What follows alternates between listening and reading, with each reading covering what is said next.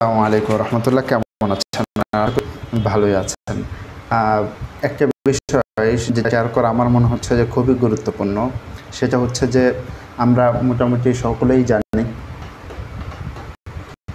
আমরা মোটামুটি অধিকাংশ যারা একটু অ্যাক্টিভ আছে তারা সকলেই জানি যে হিউম্যান রাইটস বা মানবাধিকার এর কমিশন বাংলাদেশে চালু হচ্ছে বা হয়ে গেছে অলরেডি। তো অনেকের আসলে বড় ধরনের একটা প্রশ্ন, বড় ধরনের একটা জানার বিষয়, সেটা হচ্ছে যে এটা তো একটা ভালো বিষয়, হিউম্যান রাইটস, প্রত্যেকটা মানুষের একটা অধিকার আছে, প্রত্যেকটা মানুষের একটা স্পেস আছে, তো এটা তো একটা ভালো বিষয়। তো এটা নিয়ে আসলে হুজুরদের সমস্যাটা কি? হুজুর আসলে এই বিষয়টা নিয়ে কেন এমন করছে? হুজুরদের বিরুদ্ধে গেল কেন বিষয়টা? সমস্যাটা কোন জায়গায়? এটা আসলে অনেকেই বুঝতে পারছেন না। কারণ নামটা শুনতে বা নামটা যখন আপনি দেখবেন তখন খুবই ভালো মনে হবে এবং মনে হবে যে না, আমাদের পক্ষের হিউম্যান রাইটস, আরেকজন মানুষ, প্রত্যেকটা মানুষ তাদের একটা অধিকার আছে, সেই অধিকারের পক্ষে কাজ করা হবে, কাজে এটা একটা ভালো বিষয়, তাই না? কিন্তু আসলে সমস্যাটা কোথায় এটা একটু জানতে হবে। সেটা হচ্ছে যে মানুষের অধিকার আসলে কতটুকু, মানুষের অধিকারের লিমিটটা কতটুকু, মানবাধিকার কোনটাকে বলা হয়, আপনি কোনটাকে মানবাধিকার বলছেন, আমি কোনটাকে মানবাধিকার বলছি। একদল মানুষ একটা দেশকে ধ্বংস করে ফেলছে, একটা দেশের মানুষকে ধ্বংস করে ফেলছে, একটা দেশের হাজার হাজার মানুষকে শেষ করে দিচ্ছে, সেখানে মানব অধিকারের কোনো বিষয় আসছে না। আরেক জায়গায় দেখা যাচ্ছে যে এলজিবিটি নিয়ে প্রমোট করার জন্য বা এলজিবিটি প্রতিষ্ঠা করার জন্য চেষ্টা করা হচ্ছে, সেখানে মানবাধিকার বা সেখানে যদি কেউ বাধা দেয় সেটা হয়ে গেল মানবাধিকার লঙ্ঘন। এক দেশে হাজার হাজার লক্ষ লক্ষ মানুষ মেরে ফেলা হচ্ছে, সেটা মানবাধিকার লঙ্ঘন নয় বা সেটা নিয়ে তেমন কোনো কনসার্ন নয়। কিন্তু আরেক জায়গায় এলজিবিটির বিরুদ্ধে কোনো একটা কিছু করা হয়েছে, কাজেই তাদের মানবাধিকার লঙ্ঘন করা হয়েছে। তো এই যে মানবাধিকার, মানুষের অধিকার, এটা আসলে লিখেছেটাকে, মানুষের আসলে অধিকার কতটুকু? একজন মানুষ আরেকজন মানুষের ওয়াইফকে নিয়ে সে পরকীয়া করলো, তো এখন যে এটা করতেছে তাকে কি আপনি বলবেন যে সে যে পরকীয়া করতেছে তাকে আপনি গিয়ে বাধা দিলেন, বাধা দিলে তখন সে বলল যে না, আমার মানবাধিকার লঙ্ঘন করা হয়েছে, আমি আসলে চাচ্ছিলাম তার সাথে ঘোরাফেরা করতে, আমাকে বাধা দান করা হয়েছে, মানবাধিকার লঙ্ঘন করা হয়েছে। আসলে কোনটাকে আপনি মানবাধিকার বলছেন এটা কিন্তু জানা লাগবে। বাংলাদেশে আসলে এরকম যদি হয়, চালু হয়, এতে আসলে বাংলাদেশের মানুষের সমস্যাটা কোথায় হবে বা বাংলাদেশের মানুষের প্রবলেমটা কোথায়? প্রবলেমটা অনেক বড়, প্রবলেমটা একেবারে ছোট নয় যে এটা নিয়ে আসলে কথাবার্তা বলা যাবে না বা এটা নিয়ে চিন্তা করা যাবে না। এটা খুবই গুরুত্বপূর্ণ একটা বিষয়। যেমন ধরেন, কেউ নবী সাল্লাল্লাহু আলাইহি ওয়াসাল্লাম এর কে নিয়ে গালাগালি করলো, নবী সাল্লাল্লাহু আলাইহি ওয়াসাল্লামকে তার পরিবারকে নিয়ে উল্টাপাল্টা কথা বলা হলো, এটা অবশ্যই আমাদের ধর্মীয় দিক থেকে আমাদের গায়ে লাগবে। তো মানবাধিকার কী করবে? তাদের জন্য কোনো ক্ষতি না হয় সেদিকটা তারা প্রোটেক্ট করবে। তারা ওই যে যারা শাতিম আছে, যারা নবীকে নিয়ে গালাগালি করতে হয়, তাদের অধিকার প্রতিষ্ঠা করবে, তাদের জন্য কোনো ক্ষতি না হয়, তাদের বিরুদ্ধে কেউ যেন কিছু করতে না পারে, তাদের বিরুদ্ধে যেন কোনো অ্যাকশন না হয়, তাদের, এটা হচ্ছে মানবাধিকারের কাজ করবে। জাস্ট উদাহরণ হিসাবে আমি দু একটা উল্লেখ করতেছি, কিন্তু আপনাদের যারা একটু বুঝবানা আছেন, যারা একটু জ্ঞানী আছেন, তারা আসলে মূল জায়গা যেটা, মূল প্রবলেমটা যেটা, এটা ধরার চেষ্টা করবেন যে এটা তো মানুষের অধিকার নিয়ে কাজ করছে, তাহলে এখানে আসলে সমস্যাটা কোথায়, এখানে আসলে প্রবলেমটা কোথায়? প্রবলেমটা এখানেই যে আপনি যেটাকে মানবাধিকার বলছেন, আমি সেটাকে হয়তো মানবাধিকার নাও বলতে পারি, আমার ধর্মে যেটাকে মানবাধিকার বলছে আপনার ধর্মে সেটাকে মানবাধিকার নাও বলতে পারে, তাই না? ধরেন বাংলাদেশের মানুষ তারা গরুর গোশত খাবে, এটা গরুর গোশত খাবে, আর একদল লোক তারা গরুর গোশত খাবে না, ভিন্ন ধর্মাবলী বা ভিন্ন, তারা গরুর গোশত খাবে না। তো একদল লোক গরুর গোশত খাবে, তারা বলবে যে আমাদের অধিকার, আমরা গরুর গোশত মন চাইলে আমরা খাবো। আর একদল লোক বলে যে আমাদের অধিকার, আমরা গরুর গোশত না খাইলে আমরা খাবো না। তাহলে সমস্যাটা কোথায়? সমস্যাটা তখনই হবে যখন কোনো একটা দেশে গরু গোশত খাওয়ার কারণে সেই দেশের মানুষের বিরুদ্ধে, সেই দেশের মানুষের উপরে কোনো ধরনের অ্যাকশন আসে, সেই দেশের মানুষকে কোনো অ্যাকশন তো যেগুলো আসে এগুলো তো আপনারা জানেন যে কী কী সমস্যা হয় বা না হয়। তো এইরকম যখন কোনো একটা কাণ্ড ঘটবে, আপনি এখান থেকে প্রতিবাদ করবেন, তারা বলবে যে এটা আমাদের অধিকার, আমাদের দেশের নাগরিক, আমরা তাদের সাথে যা ইচ্ছা তাই করতে পারি, এখানে আপনারা আসলে বলার মতো কেউ না, আপনারা আপনাদের মতো থাকেন, আমরা আমাদের মতো থাকি। একটা বিষয় খেয়াল করেন, ধরেন এলজিবিটি যারা প্রতিষ্ঠা করতে চায়, এলজিবিটি যারা প্রমোট করতে চায় বা সারা পৃথিবীতে করতে চায়, এরা কারা? এরাও তো মানুষ।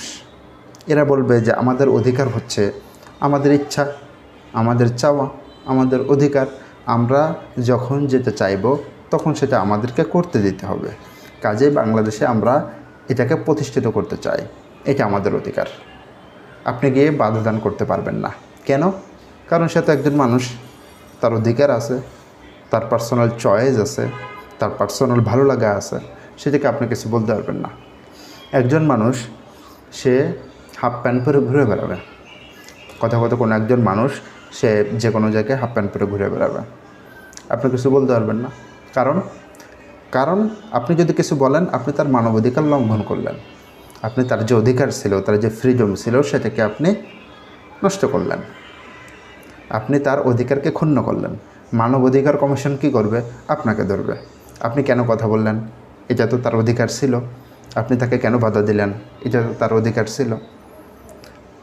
তো আবার দেখেন, কোনো বাচ্চা যদি চায়, যে বাচ্চারা যদি চায় যে সে তার কোনো বাচ্চা চাচ্ছে যে সে তার গার্লফ্রেন্ড নিয়ে, তার পছন্দের মানুষ নিয়ে সে ঘোরাফেরা করবে, যেখানে মন চায় সেখানে যাবে, বা সে নেশা জাতীয় কোনো খাদ্যদ্রব্যাদি বা নেশা করবে বাসায়, তখন তার পিতামাতা তাকে বাধা দান করলো যে না, তুমি এটা করতে পারবে না। অথবা বাচ্চা চাইলেও সে পড়াশোনা করবে না, সে যা মন চায় তাই করবে, পিতামাতা তাকে বাধা দান করলো, তখন পিতামাতার বিরুদ্ধে অ্যাকশন আসবে। কেন অ্যাকশন আসবে? কারণ পিতামাতা কী করছে, সে তার সন্তানের যে অধিকার আছে, সন্তানও তো একজন মানুষ, সন্তান তো একজন মানুষ, তাই না? তো সন্তানের যে অধিকার আছে, সেই অধিকারটা পিতামাতা ক্ষুণ্ণ করছে, কাজেই পিতামাতার বিরুদ্ধে অ্যাকশন আসবে।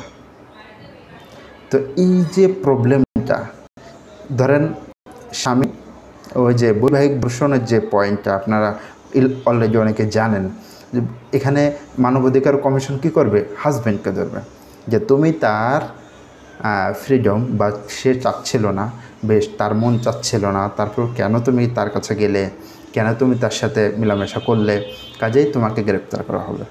তো মানবাধিকার যেটা, তারা যে লিস্টগুলো দিয়ে দিছে যে এটা হচ্ছে মানুষের অধিকার, এর বিরুদ্ধে যেগুলো, এগুলো মানুষের অধিকার না। এতটুকু নিশ্চিত থাকেন, মানবাধিকার এটা, তারা তো নিরপেক্ষ না, তারা অবশ্যই পক্ষপাতদুষ্ট।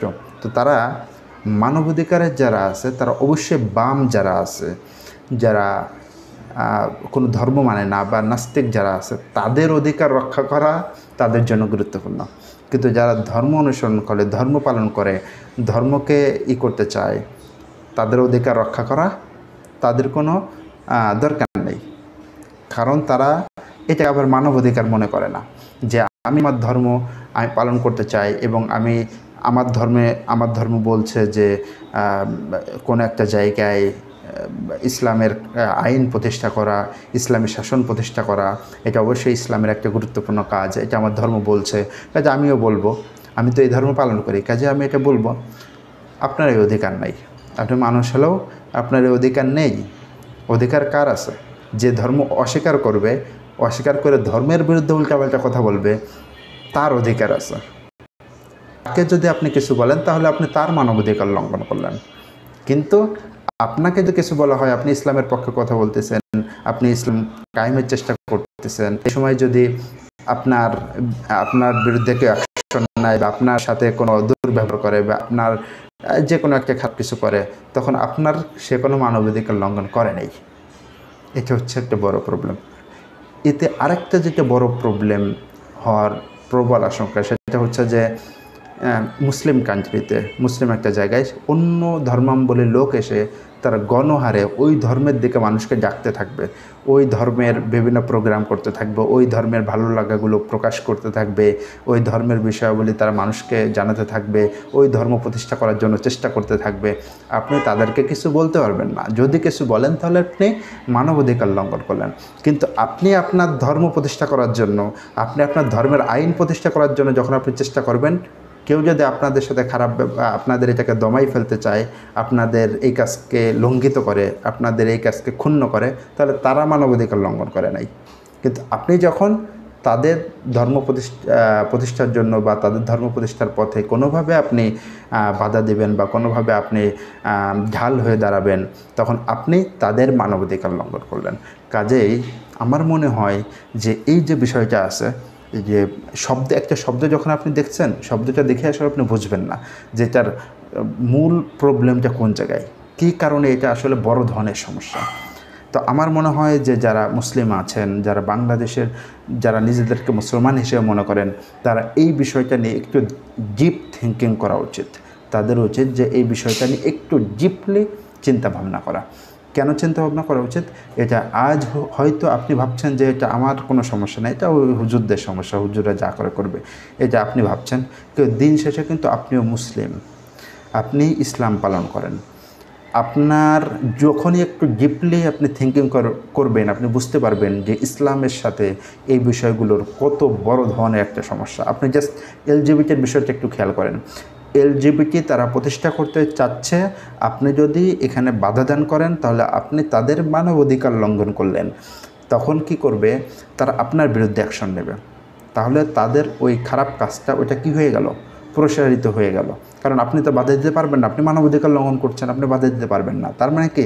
তারা ফ্রিলি, তারা খুব ক্লিয়ারভাবে, খুব এইভাবে তারা এই কাজগুলো চালাই যেতে পারবে।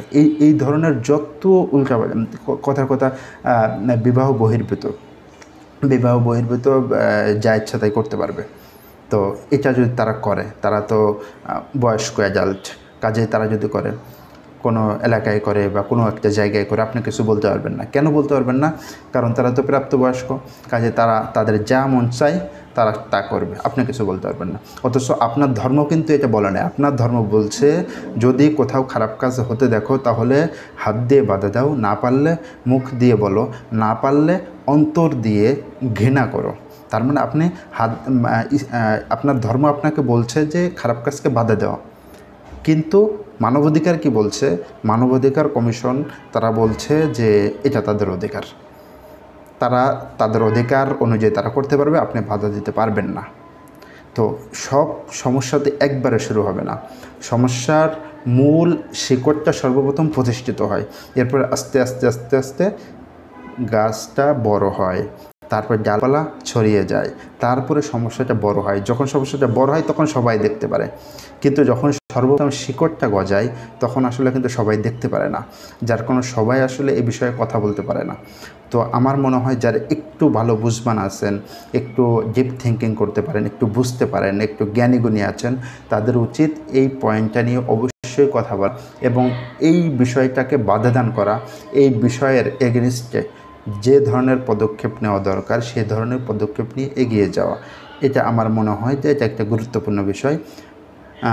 আমি আমার জায়গা থেকে যতটুকু পারলাম আমি বললাম, বাকিটা আপনারা দেখবেন, চিন্তাভাবনা করবেন এবং এই জায়গা থেকে প্রত্যেকের জায়গা থেকে যতদূর সম্ভব আশা করি এই কাজটাতে এগিয়ে আসবেন। সে পর্যন্ত সকলে ভালো থাকবেন। দেখা হবে নেক্সট কোনো ভিডিওতে, অন্য কোনো বিষয়, অন্য কোনো টপিকে। সে পর্যন্ত সকলে ভালো থাকবেন। আসসালামু আলাইকুম।